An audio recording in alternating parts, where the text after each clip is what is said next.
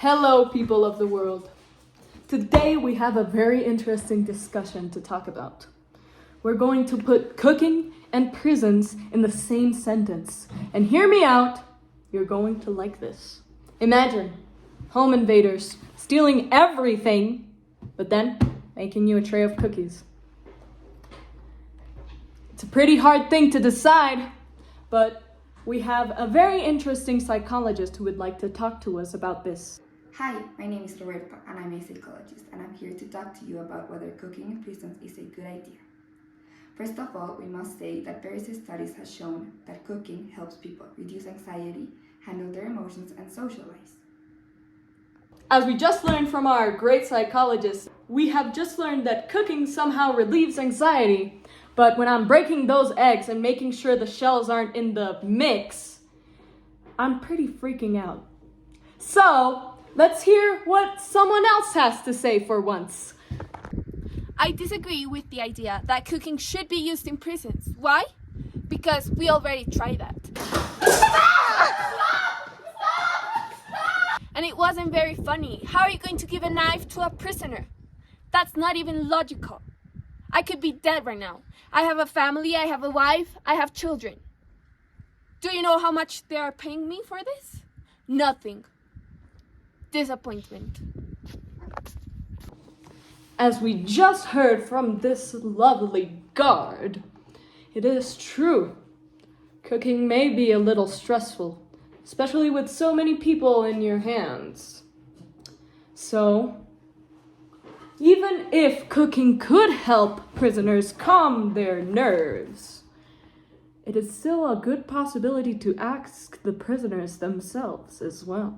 Okay, look, the cooking itself doesn't help me with my stress, but I can tell you that there's some green grass out there that can really help me with that. It's just very simple, just a very small amount, and we'll be happy for the rest of our lives.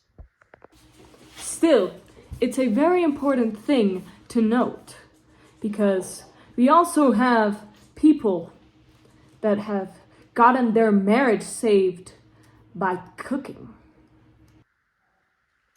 Cooking has helped my anxiety so much. I'm beginning to think it's even gonna save my marriage. Oh my God. I'm in prison. I haven't even spoken to her, but when she sees me and sees what a good man I've become, oh, she's gonna think about it so much. Oh, I know how to bake her cookies. I don't think she's gonna enjoy them. After all, she cheated on me with some man. That's what I'm here for. Anyways, I didn't know, but oh, she's gonna be so happy to see me. I'm no longer with any stress. Oh, I love cooking. It's amazing. Oh, I never figured to be the mother of the family. Wow, I wish I could save my marriage with cooking. Now, on to the next topic of conversation. What if they can use these new cooking skills for order and cleanliness when they get out of prison? Will they be cleaning their homes as well as they clean their dishes? Or will they be cleaning up that suspicious thing on the table that looks a little too much like flour? Applying cooking as therapy in prisons is a very good idea, since by this, prisoners can learn a new set of skills which will help them coexist in society when they get out. Since nowadays, when they get out, prisoners don't really know what to do. As I've come to learn recently, a lot of prisoners, when they come out of prison, they most likely commit suicide. That's because they feel excluded from the society around them.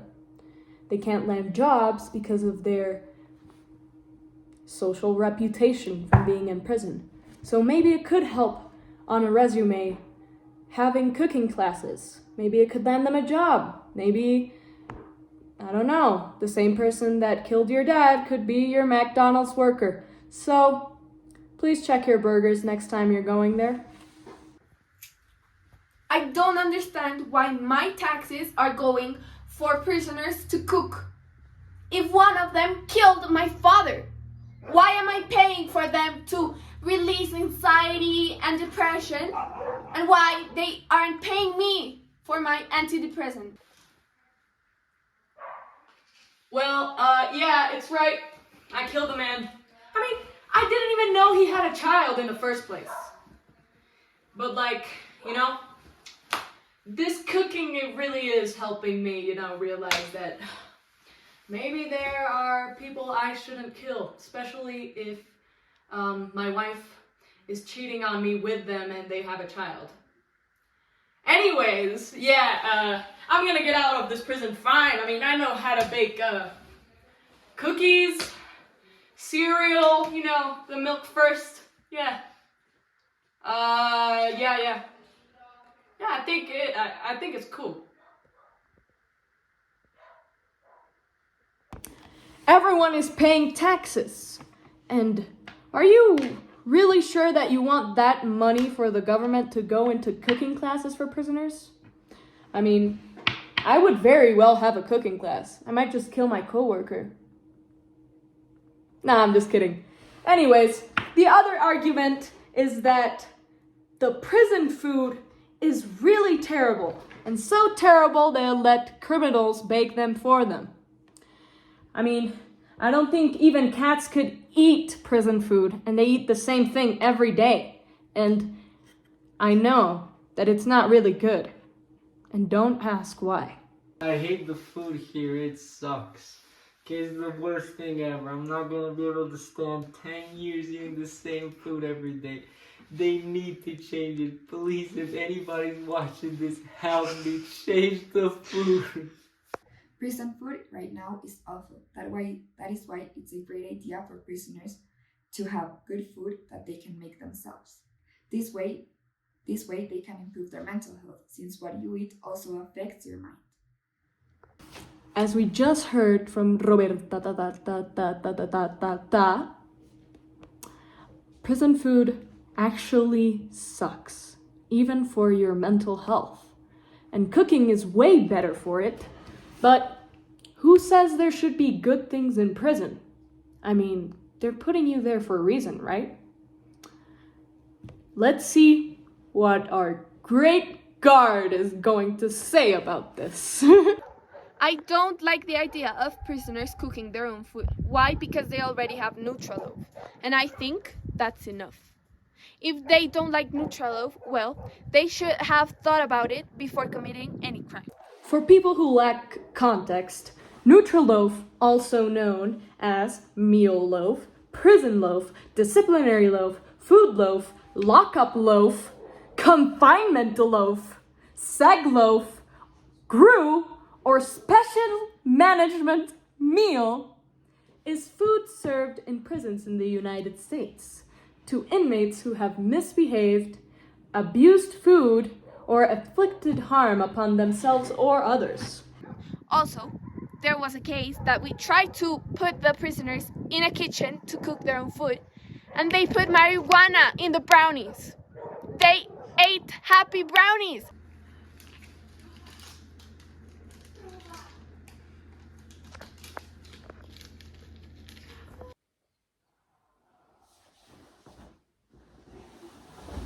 And they were very high. Horrible. It was horrible. Well, you heard that. Not every prison has interesting stories like that, and I for sure want the recipe from whatever that master chef in the kitchen was. So, what else do they gotta say? What about the prisoners? Oh yeah, I could make the food better. These other people don't know how to cook. I'm the only one that can bake the best cookies in town, and I'm gonna show you if you let me do it. Please let me do it. Well, I was bragging a lot about how my cooking is, but really, I don't think it helps the taste at all. I mean, I cook absolutely horribly, and my friend the other day pulled a prank on me I will not forget. So, yeah, I think I'll stick to the Nutri bread, whatever it's called. But, I just miss my wife. I just wanted to cook her.